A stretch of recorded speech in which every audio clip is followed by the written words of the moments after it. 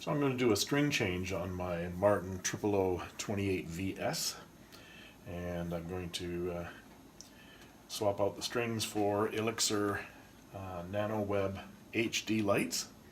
The HD lights are 13 to 53.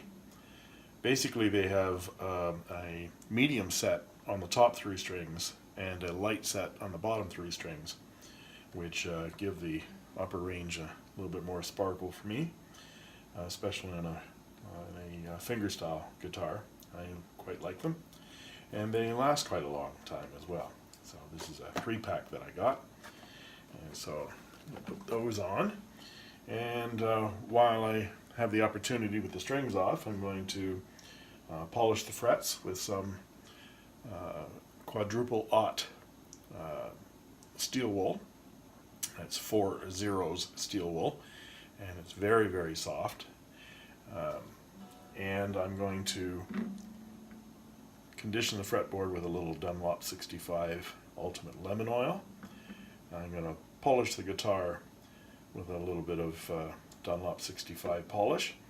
Where I get into, this is a nitro finish guitar, so where I get into some issues with a little arm sweat and so forth down in here, this is the product I really like. It's Virtuoso Premium Polish, and it's made specifically for nitro finished guitars.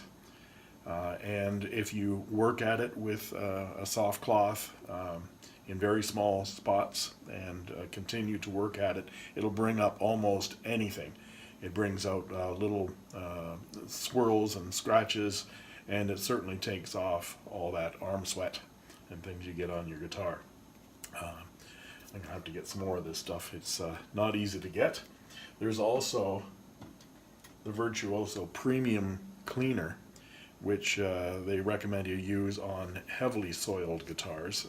None of my guitars are that bad, but if you have an old one that has all kinds of gunge on it, use some of that first, but use it sparingly, and then use the Virtuoso Premium Polish. But once the surface is quite clear, just to get off, get the fingerprints and things off, this stuff works just fine. So we're going to take off the strings first and do the fretboard, and then we're going to focus on the slot head on this guitar, because it is a slot head, and see what the difference is between stringing up a regular steel string guitar and one with a slotted head.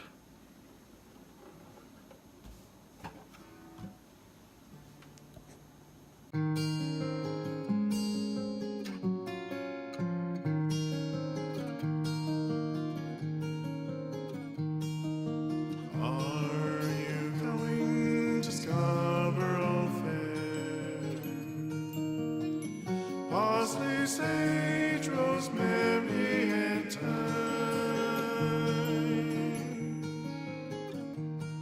Remember me to one who lives there.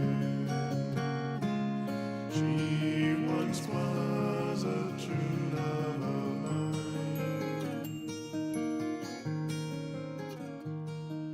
Tell her to make me. Now I've put all the strings into the bridge and put the pins in. You notice I put a kink right by the ball end with my thumbnail there to get it to hook underneath the bridge plate, which is always a good idea. So now I've got all the strings in.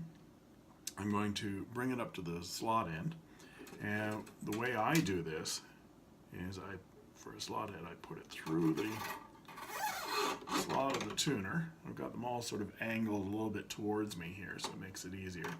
And I pull the string tight, and then I grab it at the nut with my thumb and forefinger and pull the string back about 2.5, depending on the string, 2.5 frets. Once I've got that, I put a kink right here in the string, and then pull the string back out. So I've got that kink right there. So it marks that location. Then I'm going to take my string cutter and I'm going to cut it off so that it's about 3/8 of an inch long, so it'll go through the tuner but have a little bit protruding. If you're using clear tone strings, do not clip this off at this point.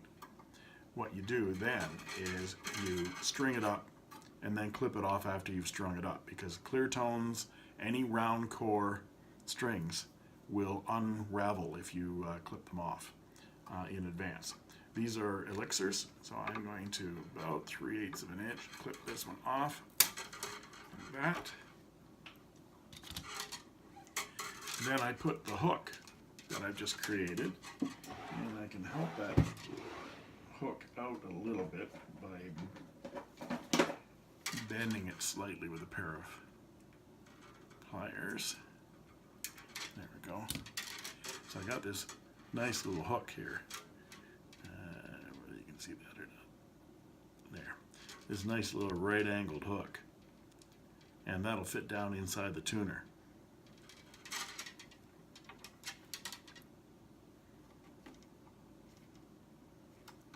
Just like that.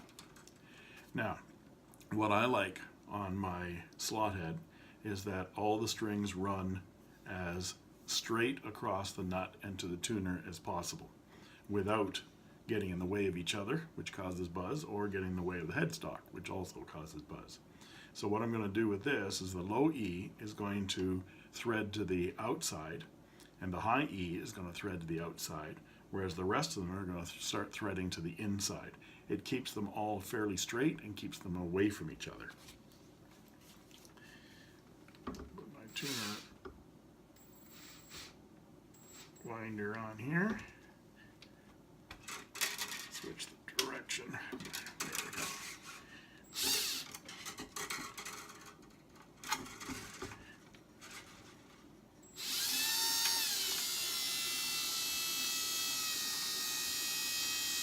I'm going to keep some tension on that at this point, just very slowly,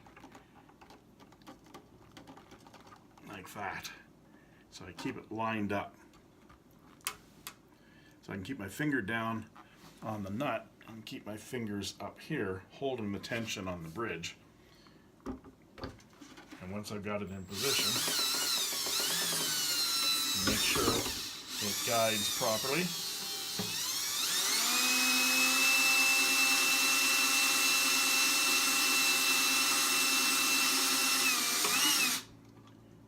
There we go.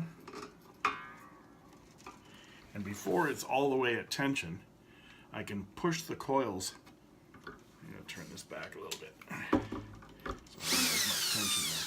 I can push these coils over with my thumb to make sure they're all lined up and even. It's not essential to do that, but it looks nicer. So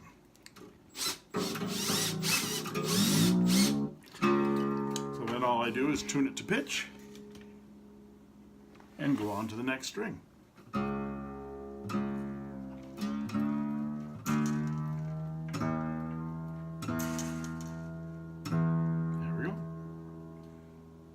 And fast motion on the rest.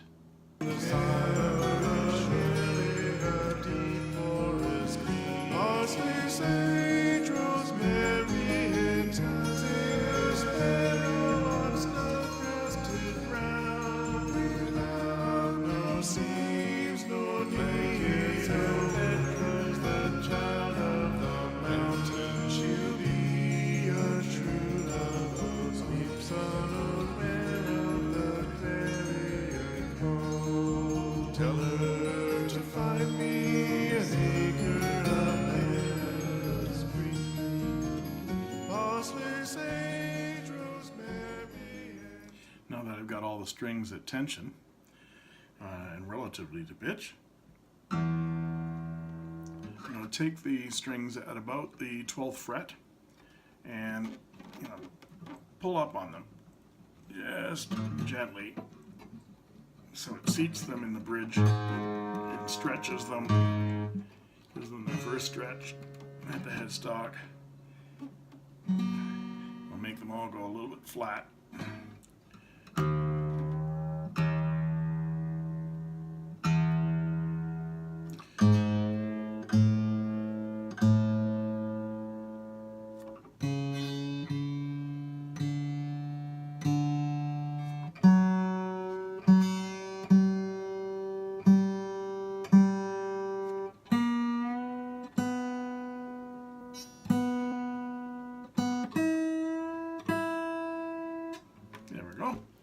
all stretched and ready to go. They'll probably go flat a little bit as I play it, but once they're stretched and you've tuned it, then probably another single retuning and you'll be good to go. Thanks for watching.